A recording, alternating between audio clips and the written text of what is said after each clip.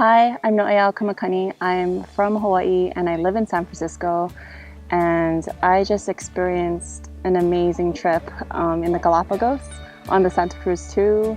The staff is exceptional.